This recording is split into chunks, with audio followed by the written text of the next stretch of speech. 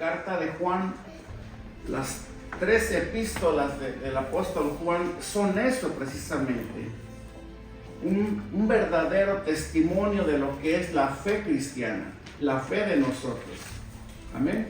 Amén. Y vemos al apóstol Juan que de una manera práctica, ¿sí?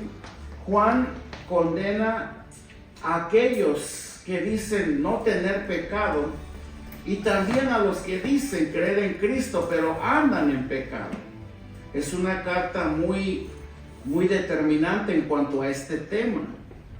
Vemos al apóstol Juan, por ejemplo, haciendo mención acerca del pecado en el capítulo 1, versículo 9, cuando dice que si confesamos nuestros pecados, Él es fiel y justo para perdonar nuestros pecados y para limpiarnos de toda maldad. Esto lo vemos al principio de la carta del apóstol Juan y casi lo vemos también al fin de la carta, que es donde está basándose el mensaje de hoy para nosotros.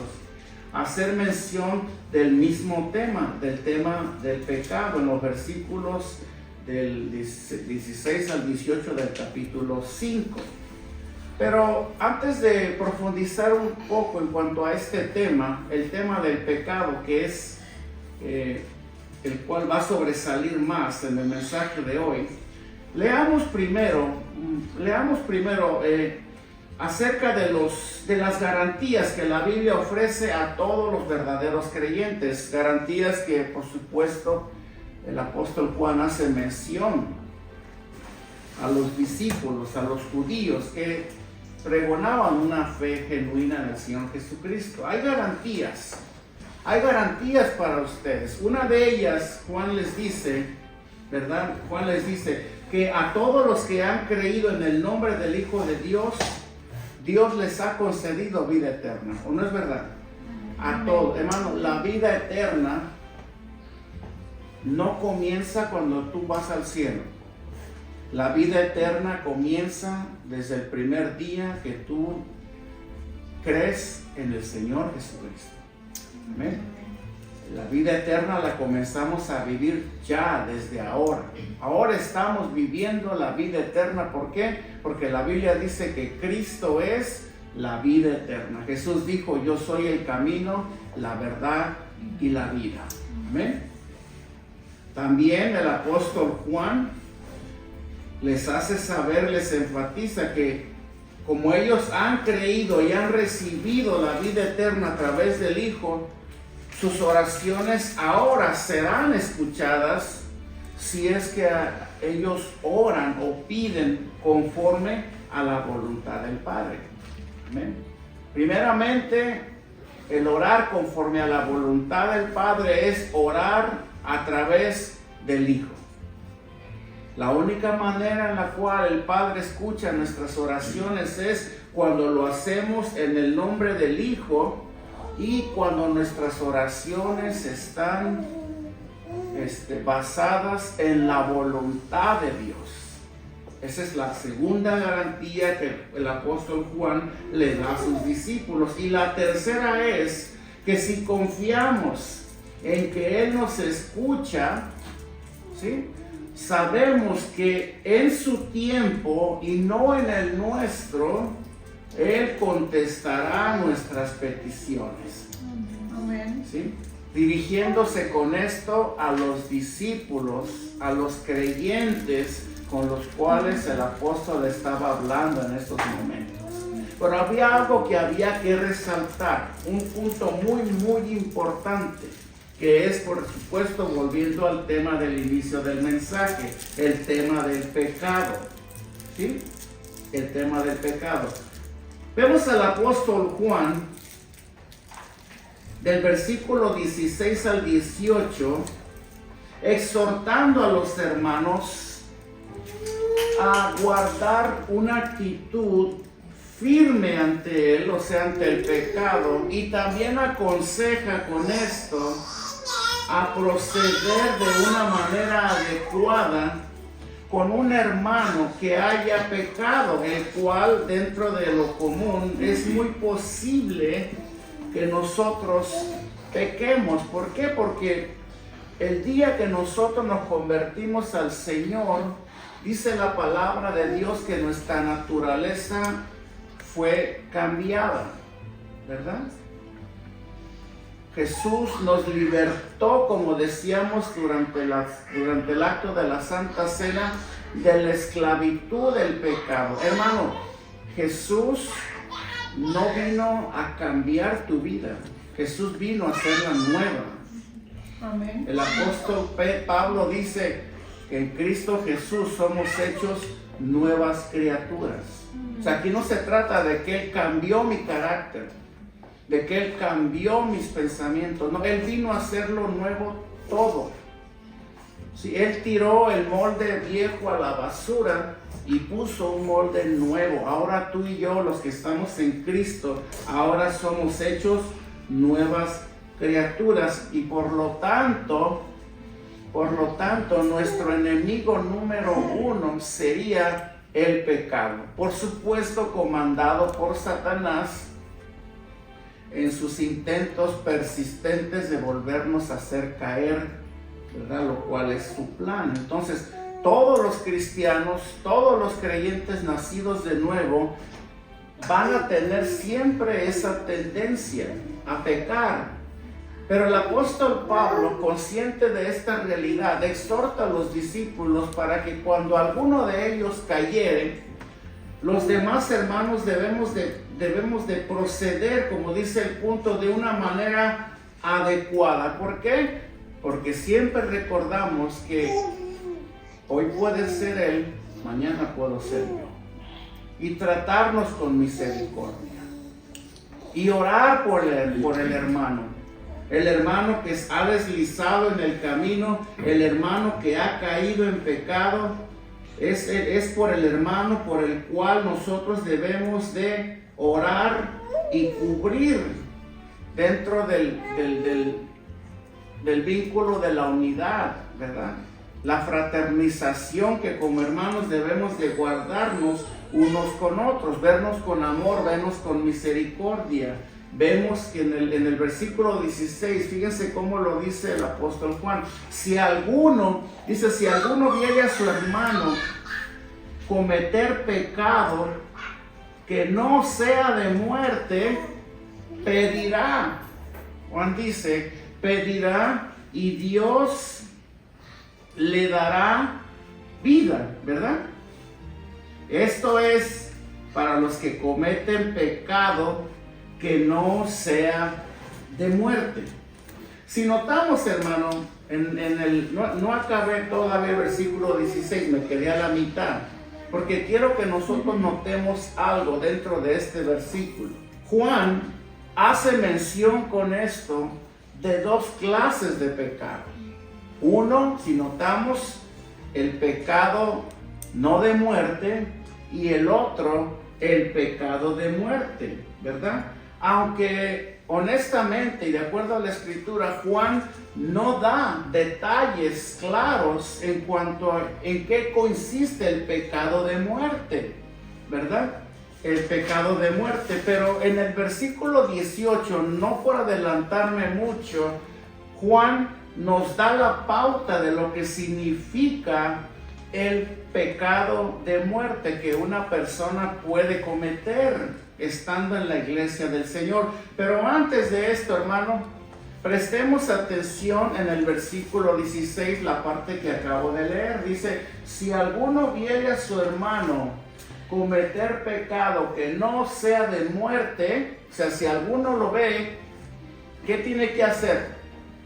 ¿Correr y contárselo a todo el mundo? No.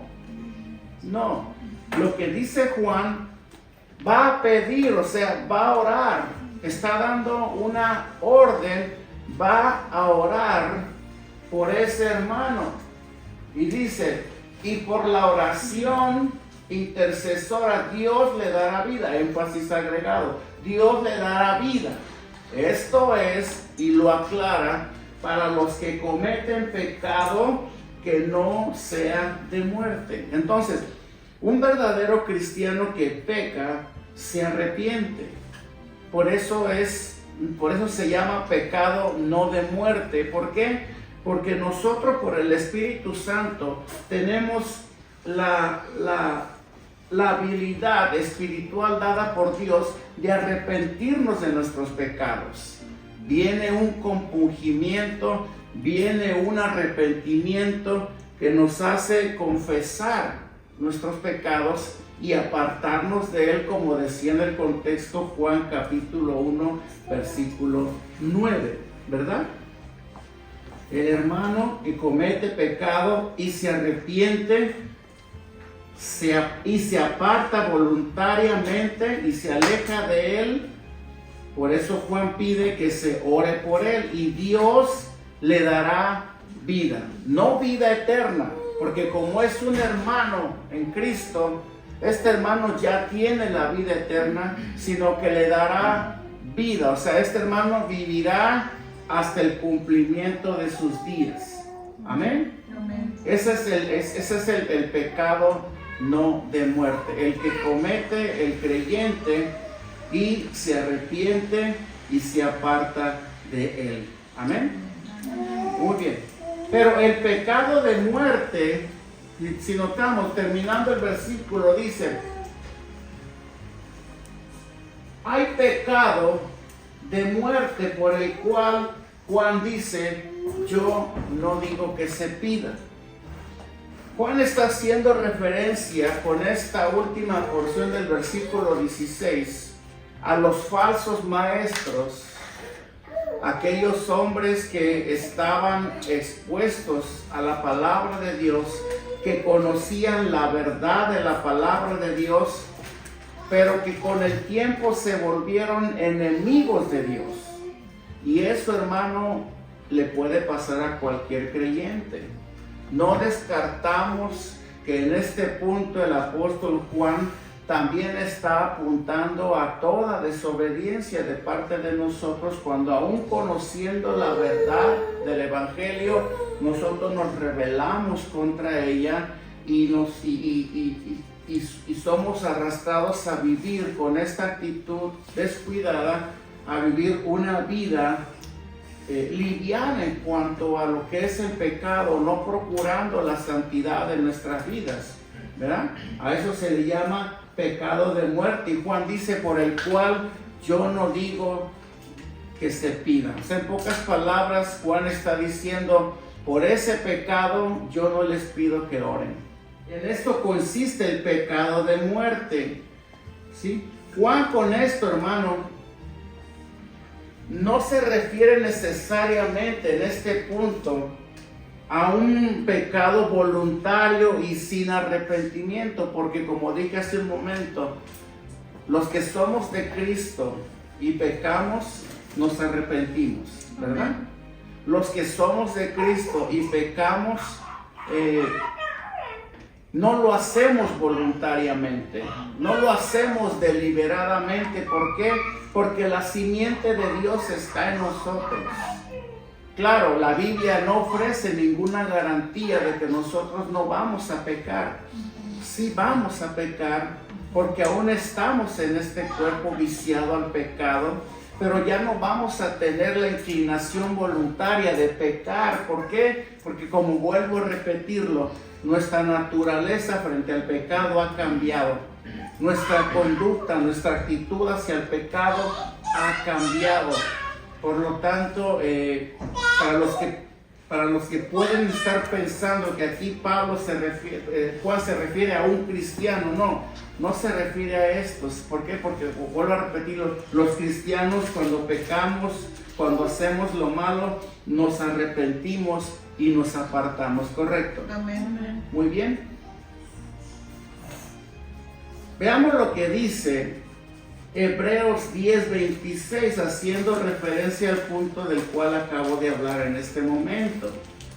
¿Sí? Juan nos estaba refiriendo a este tipo de pecado. Dice: porque si pecaremos voluntariamente después de haber recibido el conocimiento de la verdad, el autor de los Hebreos dice: ya no queda más sacrificio por los pecados.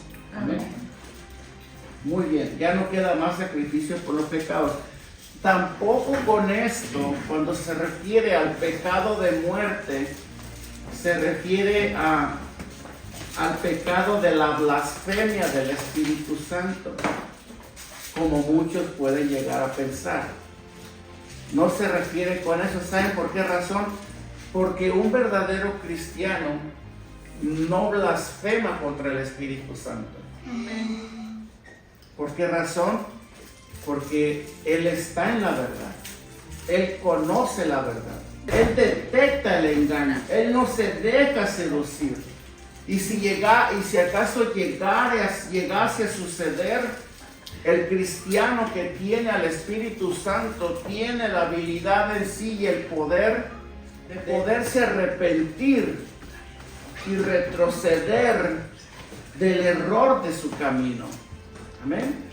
Leamos lo que dice capítulo 5 del libro de Santiago, versículos del 19 al 20. Después vamos a leer Mateo 12 al 31. ¿Qué dice el primero? Hermanos, dice, si alguno de vosotros se ha extraviado de la verdad y alguno le hace volver, sepa que el que haga volver al pecador del error de su camino, salvará de muerte un alma y cubrirá multitud de pecados. ¿Amén? Nos estamos refiriendo a un hermano que ha pecado. A un hermano que ha pecado y que por causa de su pecado es necesario que nosotros como hermanos nos apeguemos a él. Juan dice, oren por él, levántenlo en oración, no lo dejen, no lo descubran, simplemente oren por él para que el Padre tenga misericordia de él. Y como es visto dentro del gesto de misericordia de Dios, Dios tiene misericordia de los suyos.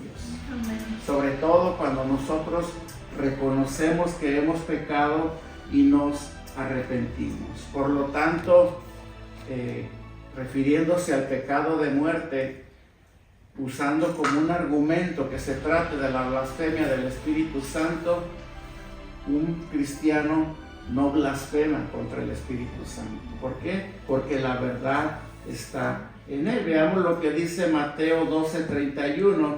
Y en esta ocasión vemos al Señor Jesucristo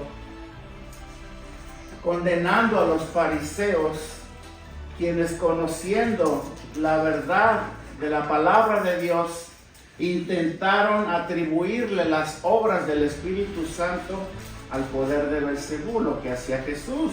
Dice, y por tanto os digo, todo pecado y blasfemia les será perdonado a los hombres, mas la blasfemia contra el Espíritu no les será perdonada.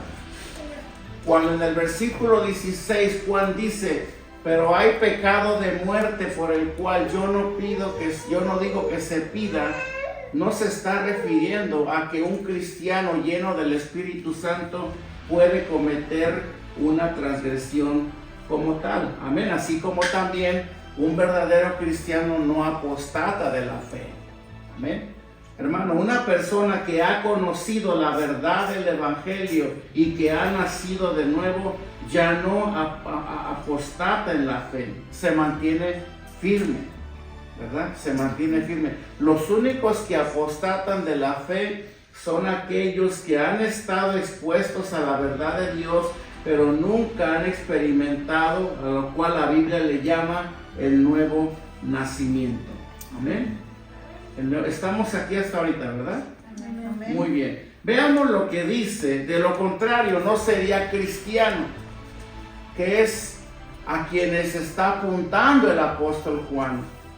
A una persona que comete el pecado de muerte. Bueno, puedes poner el versículo 16. Está apuntando a una persona que ha conocido la verdad, que ha sido expuesta a la verdad del Evangelio, pero que aún no ha experimentado en él todavía un encuentro personal con el Señor Jesucristo. Una persona que no ha experimentado aún, a lo cual, como vuelvo a repetirlo, la Biblia le llama el nuevo nacimiento. ¿Sí? Una persona que puede estar llevando una vida ajena a la voluntad de Dios. Una vida que no glorifica a Dios. Una persona que dice que es cristiano, pero quizás con sus hechos y sus actos no lo está testificando como tal. Veamos lo que dice Primera de Juan 3, versículo 8. Veamos lo que dice. Dice, el que practica, fíjense, esto es delicado, porque dice Juan, el que practica el pecado es del diablo. ¿Es de quién? Del diablo. Porque el diablo peca desde el principio. ¿Desde cuándo? Desde el principio, correcto. Para esto apareció el Hijo de Dios. ¿Para qué? Para deshacer las obras del diablo. Una persona, como la Biblia lo enseña así, dice que está en Cristo, ¿verdad? Pero vive una vida doble, entonces dice la palabra de Dios, el que practica el pecado es del diablo.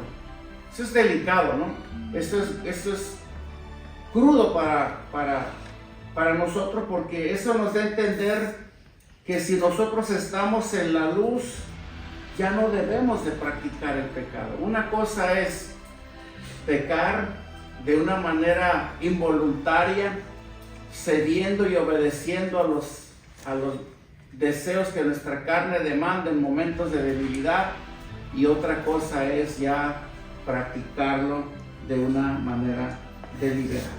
Amén. Por lo tanto, cuando Juan dice, pero hay pecado de muerte por el cual yo no digo que se pida, Juan no se está refiriendo con esto a un verdadero creyente. En la primera parte del versículo 16, Juan sí apunta a un verdadero cristiano que peca, por el cual él pide que oremos para que Dios restaure, para que él restaure su relación con Dios. Amén. Porque, hermano, cuando un hermano de nosotros peca, o tú pecas, lo primero que se ve interrumpido en tu vida es tu comunión con Dios. Es lo que nosotros debemos de velar de una manera celosa, por nuestra relación con Dios. Si nosotros no tenemos una relación con Dios, entonces no vamos a poder tener una vida espiritualmente sana. Porque el poder que fluye para nosotros, para poder vencer las tentaciones, la inclinación a pecar, así como también las acechanzas del diablo, ese poder viene a nosotros a través de nuestra comunión con Dios. Amén. Entonces, cuando nosotros pecamos, cualquiera de nosotros, como dije al principio, estamos expuestos a eso. Por eso decíamos hace 2 mensajes atrás que nosotros tenemos una responsabilidad delante de Dios de cultivar una vida espiritual sana y fructífera para podernos mantener al margen de pecar y de alejarnos de Dios por causa de esto. Es nuestra responsabilidad como creyentes, porque si nosotros hacemos caso omiso a esta verdad, entonces nos veremos expuestos a las acechanzas tanto de la carne como del mundo, como de Satanás.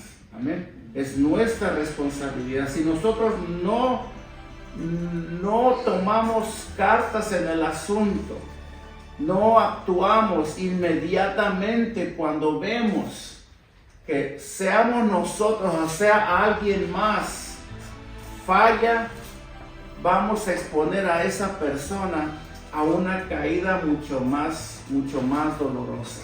¿Por qué? Porque nosotros tenemos el deber de orar y de levantar a esa persona en oración. Amén. No de señalarla, no de acusarla, no de ir y comentarle a todo el mundo, no, hacer lo correcto. Seas tú o sea yo, cualquiera de nosotros. Si caemos, si fallamos delante de Dios, nosotros queremos que se nos trate de una manera correcta. ¿Por qué? Porque al final la palabra de Dios dice, el que crea estar firme, mire que no caiga. Hoy eres tú, mañana puedo ser yo. Hoy soy yo, mañana puede ser tú. Correcto. Como creyentes, de acuerdo al primer punto del versículo 16, nosotros estamos expuestos a cometer este tipo de pecado, el cual Juan le llama el pecado no de muerte. ¿Por qué no de muerte? Porque es un pecado que se puede restaurar, que Dios puede perdonar, que nuestra relación con Dios puede ser restaurada a través del arrepentimiento, como dije hace un momento, el cual viene a nosotros por el Espíritu Santo que ahora mora en nosotros. Pero por el otro lado, el pecado de muerte no está refiriéndose concretamente a un verdadero cristiano, porque de acuerdo al texto, un verdadero cristiano no comete esta clase de pecado. ¿Sí? Un verdadero cristiano, hermano, sí puede pecar porque, como vuelvo a repetirlo, es la tendencia, pero no vive en el pecado. No se deleita en el pecado. Amén. No se deleita. Por poner un ejemplo para que lo podamos entender un poco más. Si yo le pregunto a una persona, ¿tú juegas algún deporte? No, pues fútbol, por ejemplo. Pero solamente juego en ocasiones, cuando hay una oportunidad, cuando vamos a un parque, hay a las 1000, o cuando vamos a la playa, o cuando alguien saca una pelota y ahí nos echamos una cascarita. Solamente lo hago cuando hay una oportunidad, ¿verdad? Pero si tú le preguntas a un futbolista que lo practica constantemente, pues hay una diferencia, porque el futbolista está en un equipo y él lo practica constantemente. Son expuestos a entrenamientos y a juegos y a todo eso. Por lo tanto, no hay una similitud entre ambos, porque uno lo practica de vez en cuando y el otro lo practica de una manera permanente. Es casi lo mismo con el pecado. Nosotros podemos, en un momento de descuido y debilidad, poder caer, pero por el otro lado, podemos vivir practicando un pecado o viviendo en una conducta pecaminosa delante de Dios, la cual Dios, a través de su palabra y a través de los mensajes que Él nos manda y nos envía a nuestro corazón, nos exhorta para que nos apartemos. Pero llega un momento en el cual, como fue el caso de los falsos maestros, que a ellos se les cauterizó la conciencia. Los falsos maestros, desde aquel entonces hasta en la actualidad, son los que conocen la verdad, los que conocen la Biblia, pero la tuercen, pero enseñan cosas que no están supuestos a enseñar. Enseñan error, enseñan herejías.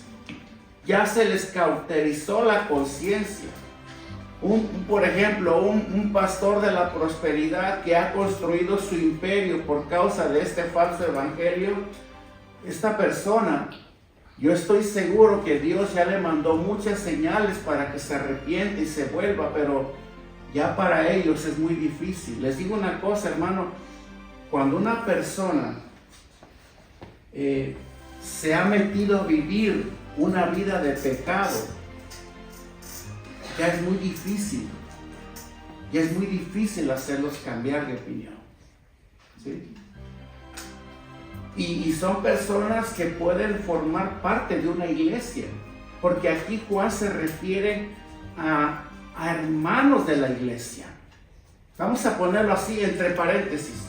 Porque como hay hermanos verdaderos dentro de la iglesia, como también hay hermanos que no lo son del todo. A ellos son a los que apunta. Mira, cuando nosotros llegamos a la iglesia por primera vez, somos expuestos a la palabra, a la Biblia, a las predicaciones por las cuales Dios nos habla, ¿no? Dios nos muestra, por decirlo así, el pecado en el cual nos encontramos. Nos muestra la realidad de una vida que evidentemente está alejada de la voluntad de Dios. Y nosotros es cuando comenzamos a meditar en todas estas enseñanzas nuevas para nosotros, todos estos conceptos nuevos para nosotros, y por supuesto muchas de ellas van a chocar con los ideales que nosotros traemos. ¿O no les pasó? A mí sí, me pasó. Amén. Fueron días de mucho gruñir de mi parte. Gruñir en el aspecto de que me daba coraje. Me daba coraje escuchar verdades y conceptos bien contrarios a la manera en la que yo pensaba. Yo me pongo de ejemplo, pero por no agraviar a ninguno de ustedes. Pero pon tu ejemplo. Y eso es lo que nos pasa a nosotros. Venimos a la iglesia, somos expuestos a la palabra de Dios, y Dios nos empieza a revelar a través de su palabra cosas que están mal en nosotros, pecados en los cuales estamos viviendo, no con el fin de avergonzarnos, ni de señalarnos como decíamos en la oración, sino de que nuestros ojos sean abiertos a nuestra realidad presente y optemos por obedecer a Dios y rendir todas esas áreas de nuestra vida con el fin de que Dios nos transforme, amén, de que Dios nos cambie. Y esa es la lucha, hermanos. Si tú has enfrentado este tipo de luchas internas, ¿verdad? En estos ambientes no eres el único, ni serás el último. Amén. Habemos y hemos muchas personas. Es lo que Dios quiere hacer en nosotros. Entonces nosotros comenzamos a escuchar verdades, y es cuando nosotros comenzamos a cambiar. Por supuesto, esto también tiene que ver mucho con la voluntad de nosotros. Nosotros corremos un peligro que de tanto escuchar,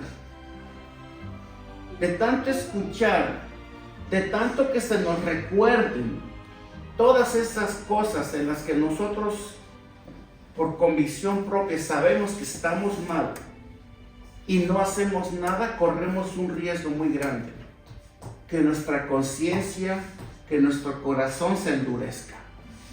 Amén. Llegamos a un punto en el cual, hermano, ya no somos sensibles a la voz de Dios. Ya no somos vulnerables a la instrucción que Dios nos da. Como que perdemos la conciencia, como que nuestra conciencia, por decirlo así, se apaga, se desactiva dentro de nosotros, y ya no obedecemos a Dios. ¿Sí? Entonces nuestra conciencia se endurece. La Biblia dice, la conciencia se cauteriza. Esa era y esa es, por ponerles el ejemplo más inmediato, esa es la condición actual de muchas personas en estos momentos. Juan, como dijimos hace un momento, Juan se refiere a los falsos maestros, aquellos que torcían la palabra, aquellos que, conscientes del juicio de Dios para todos aquellos que hiciesen tales cosas, aún con eso ellos lo hacían. ¿Amén? Hermano, necesitamos tú y yo tener un grado muy alto de inconsciencia o de indiferencia para no tomar en cuenta y de una manera seria nuestra actitud hacia las verdades que Dios nos enseña y también las consecuencias que nosotros vamos a sufrir por causa de no tomar la actitud correcta o la acción correspondiente. Me voy a entender aquí. Mi oración no es que Dios me haga rico, que Dios me haga famoso, o que Dios nos dé una iglesia el día de mañana. Lo deseo, pero mi oración principal no es esa. Mi oración principal es que tú seas transformado por el poder de Dios. Amén. Mi oración es de que tú te conviertas de verdad al Señor, si es que aún no lo has hecho. Mi oración es que tú, yo, seamos una iglesia santa, que viva en el temor de Dios, que tu corazón sea transformado. Yo no espero que Dios me recompense con oro ni con plata, no. Mi recompensa más grande es ver tu vida transformada, es verte caminando con Dios. Amén. Es verte a ti caminando en el plan y el propósito de Dios. Esa es mi mayor recompensa. Esa es mi oración. Y por eso yo predico así. Yo por eso predico así. No predico por molestar a nadie. Predico porque el mismo Señor Jesucristo dijo: y conoceréis la verdad, y la verdad los hará libres. Amén. Entonces, cuando nosotros, si por ejemplo yo vivo en un pecado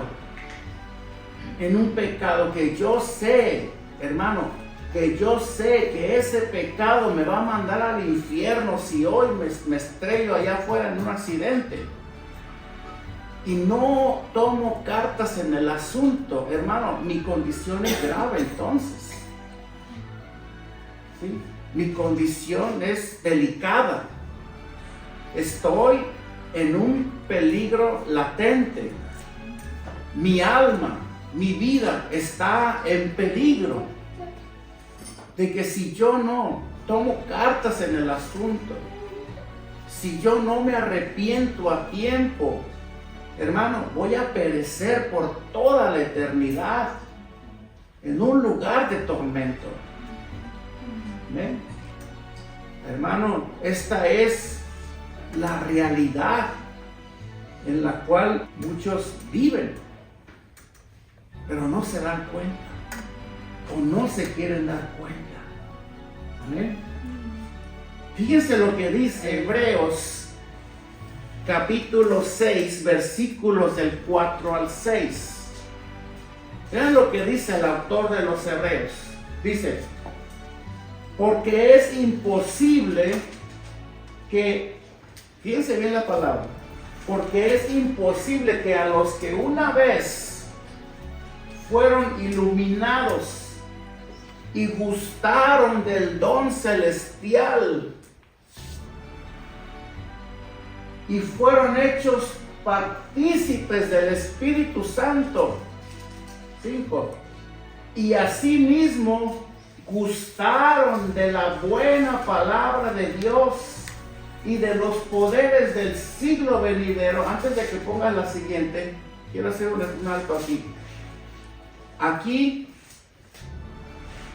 el apóstol, el autor de los Hebreos está haciendo referencia a personas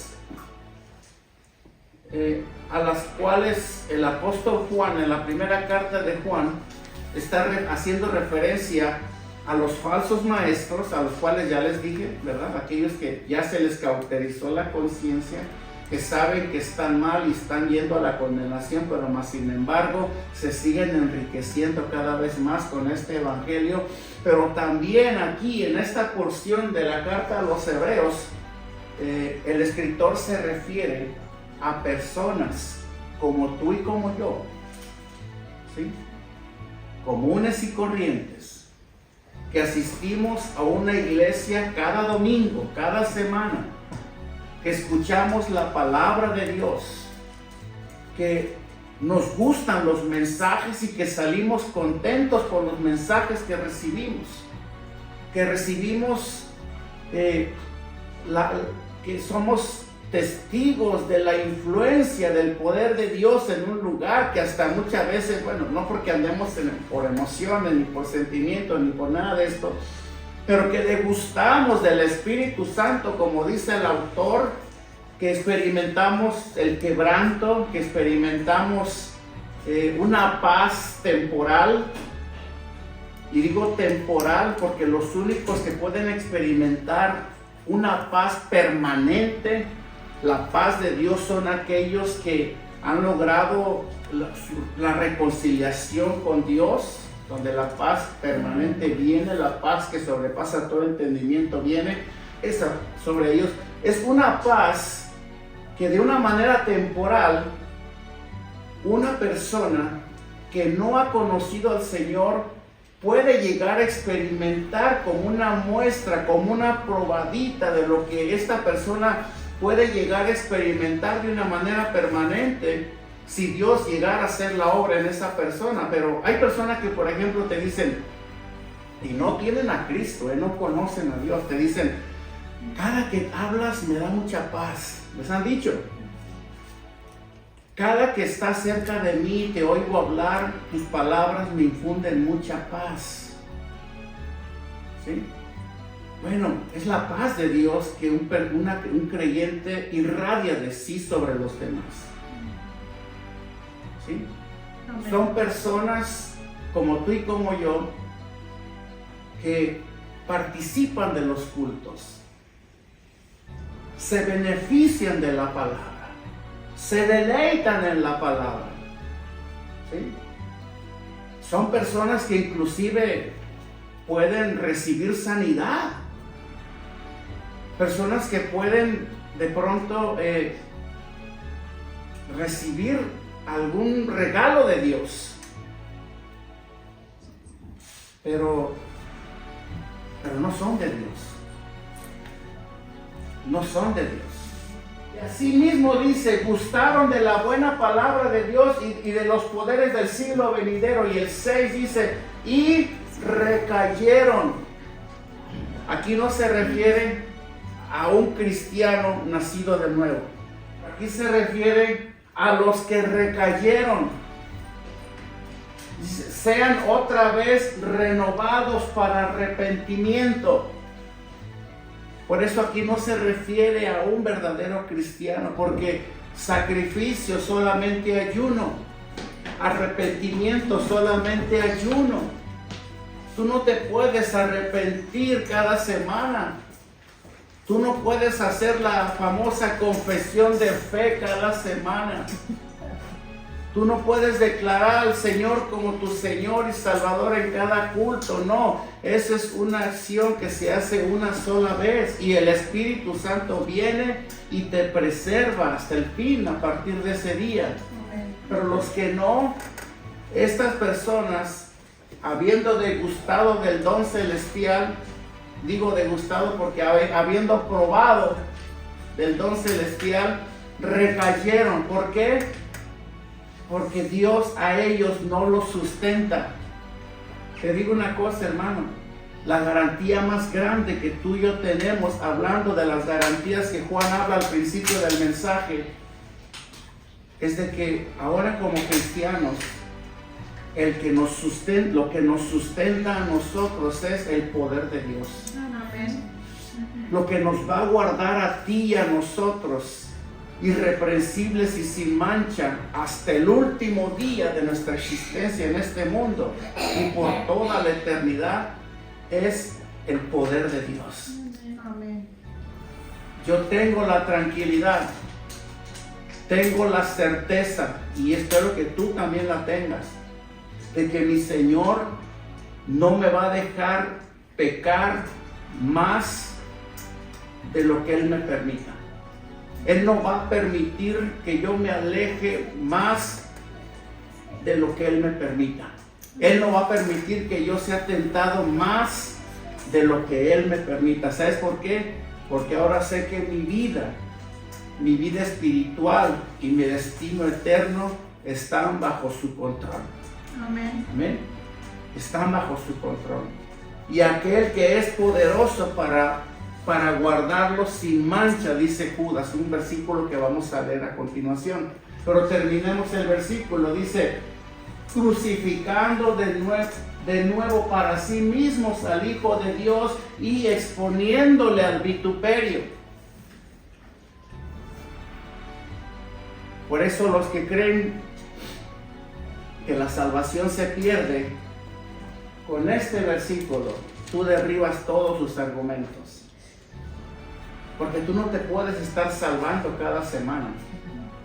¿Cuántas veces Cristo tiene que morir por ti para hacerte salvo? No, una vez nada más. Amén. Por eso si la tienes ya, guárdala, cuídala. No porque la vas a perder, como ellos enseñan, sino porque a Él le costó mucho. Amén. Le costó su vida. Tu salvación es el tesoro más preciado que tú tienes. Amén. Tienes que guardarla con celo. Tienes que guardarte en santidad. No vivir una vida pecando. Porque vivir una vida pecando como un estilo de vida no da otra señal. Sino que o eres o no eres salvo. El que vive practicando el pecado, como dijo Juan hace un momento, es del diablo. El que practica el pecado, o sea, el que lo hace constantemente como el futbolista en el campo, es del diablo y no es de Dios. Pero el verdadero hijo de Dios sí va a resbalar, va a pecar, pero Juan dice, oren por él para que Dios le dé vida. ¿Sabes por qué razón Juan dice oren por él? Porque el Espíritu de Dios mora en él y es el que lo va a llevar al arrepentimiento. Amén. Porque ese cristiano está bajo el poder de Dios. Amén. Ese cristiano no va a cometer el pecado de muerte. Ese cristiano va a cometer el pecado no de muerte, aquel que puede ser restaurado por Dios. Pero el otro, al que ya se le cauterizó su conciencia, aquel que ya peca y no siente nada, siente que ya no se tiene que arrepentir, lo cual es una condición muy delicada para nosotros. Si tú pecas, hermano, y no sientes esa necesidad de arrepentirte, no sientes ese compungimiento en tu corazón, esa convicción de que has hecho algo malo delante de Dios, hermano, alerta, porque puede ser que no eres un hijo de Dios. Amén. Y si no eres un hijo de Dios, ¿a dónde te va a llevar tu vida? ¿A dónde vas a ir a parar si hoy se te para el corazón por la noche? ¿A dónde vas a ir a dar? ¿Se dan cuenta de la gravedad de este asunto? Nosotros tenemos que meditar. Amén. Y son esas personas que ya se les cauterizó la conciencia, que aunque vienen a la iglesia, viven en pecado, son expuestos a la palabra de Dios. Y literalmente Dios les está diciendo a través de su palabra, arrepiéntete, porque el juicio te viene. Pero más sin embargo se van por esa puerta como que Dios nunca les habló. Juan dice, por ellos ya no oren. ¿Se dan cuenta? No nos damos cuenta, hermano. Y eso es para que tus ojos se abran más en este día. Amén. No nos damos cuenta que muchas de esas personas ya están bajo el juicio de Dios y ya nada las va a poder salvar. Para ellos, hermano, el juicio de Dios ya fue dado. ¿No les asusta esto? Versículo 16.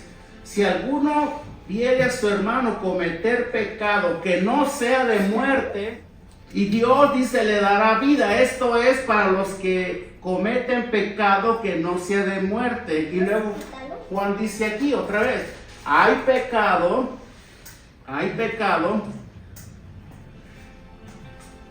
de muerte por el cual yo no digo que se pida.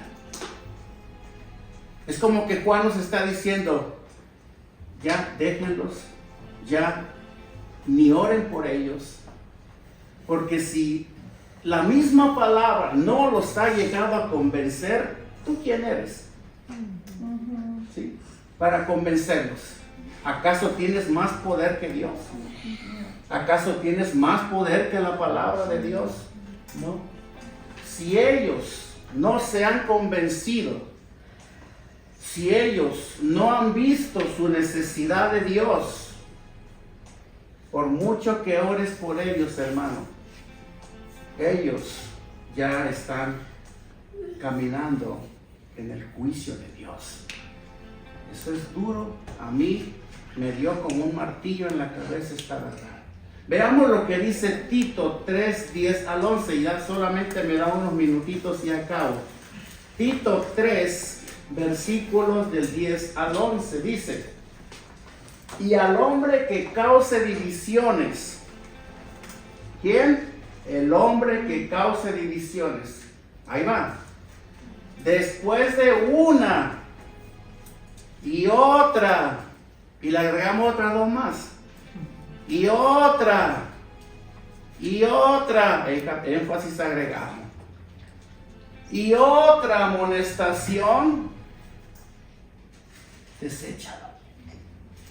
Al hombre que cause divisiones después de una y otra amonestación, deséchalo. ¿Por qué, Tito? A ver, ¿por qué, Pablo? Más bien es Pablo aquí.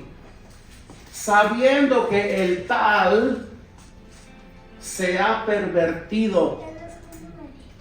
Y no se pervirtió porque no conoció la palabra de Dios. Sí la conoció, pero tuvo la actitud de la cual estamos hablando delante de ella. Y peca. Y aún conociendo la verdad, peca. Sigue pecando. ¿Sí? Y está, ¿cómo dice? Condenado. Ya está condenado, hermano. Y está condenado por su propio juicio. Amén. Vuelvo a repetirlo. Un verdadero cristiano no comete el pecado de muerte como el que no lo es. Amén. Por eso nosotros, hermano, ahora con esta verdad, tenemos que meditar más de cerca. Ahora que hay tiempo. ¿Sí? ¿Qué tenemos que hacer? Alejémonos de nuestros malos caminos. Obedezcamos la palabra de Dios. Amén. Pidámosle perdón a Dios. Amén. ¿Sí? Pidámosle perdón si nosotros, aún conociendo la verdad, la hemos hecho menos. Amén. No la hemos valorizado. Amén.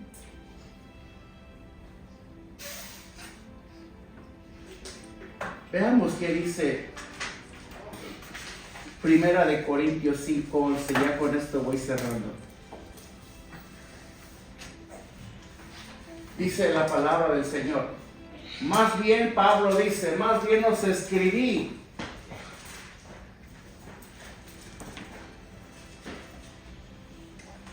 que ninguno, Pablo dice, que ninguno que llamándose hermano fuere fornicario, o avaro, o idólatra, o maldiciente, o borracho, o ladrón.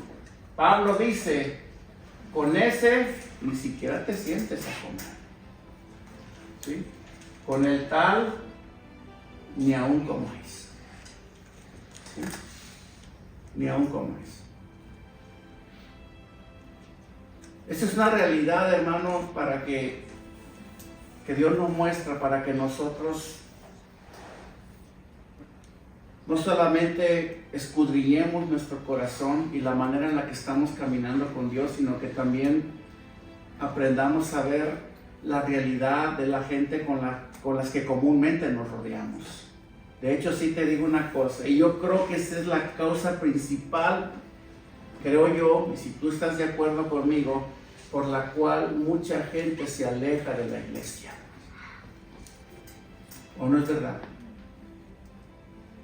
Porque tristemente, personas que un día llegaron a la iglesia con un deseo sincero de buscar de Dios, la primera persona que se les paró enfrente para darles la bienvenida y para ponerse a su disposición fue una persona como tal. ¿Y qué pasó? Hermano, la vida superficial, la fe fingida, una fe no verdadera y sin fruto, hermano, tarde que temprano saldrá a la luz. ¿Y qué pasa con esa personita que llegó deseando buscar de Dios? Llega a la conclusión y dice, si todos aquí son como él o como ella, mejor para que regrese y se vaya. Hay una anécdota de un cantante muy famoso de los Estados Unidos. Yo no estoy diciendo que Dios hizo o no hizo la obra en él, pero él llegó a una iglesia y el hombre que lo comenzó a mentorear a él, llamándose pastor por supuesto, y con frutos que demostraban que no lo era, ¿sí?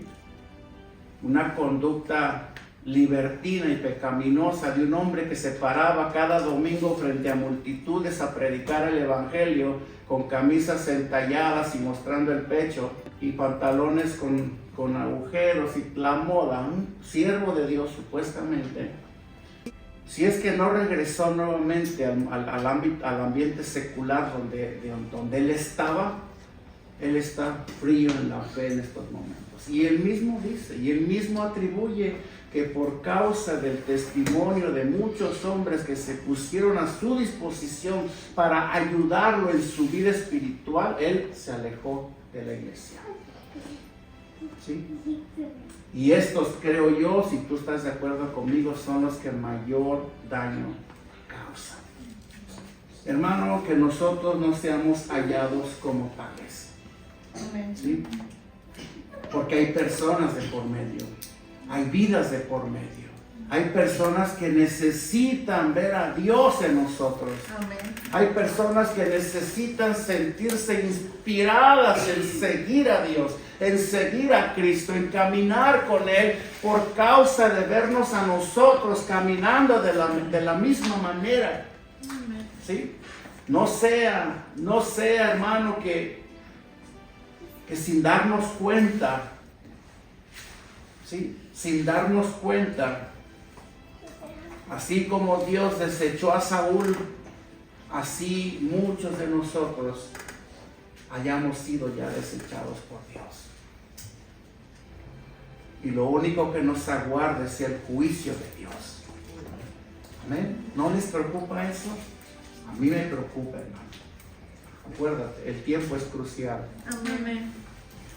El tiempo que tú dejas pasar siendo ajeno a estas verdades te puede costar toda tu eternidad. Una eternidad que para ti puede estar ya a la vuelta de la esquina, saliendo de aquí. Amén. Amén. Hermanos, te digo una cosa y ya con esto termino.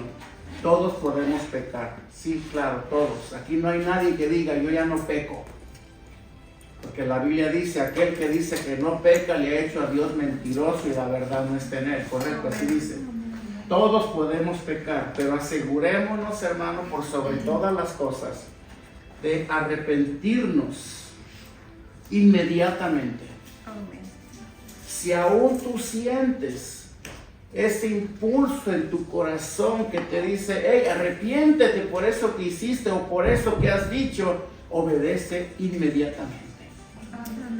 Obedece inmediatamente, porque es ahí donde el Espíritu Santo se contrista en nosotros. Cuando no lo obedecemos, lo debilitamos dentro de nosotros y eso da lugar a que nosotros nos desboquemos cada vez más y más y más por una vida pecaminosa. Ya no nos exhorta, ya no nos compunge, ya no nos redarguye, ya no nos dice arrepiéntete. Por eso Juan dice, por ese ya ni oren. Yo no pido que oren por él, porque él, como dice Tito, él ya ha sido condenado por su propio juicio. Amén. Arrepentámonos, hermano, arrepintámonos inmediatamente, porque si no tenemos esa necesidad después de haber pecado, es mejor, hermano, que nos analicemos ahora, que hay tiempo.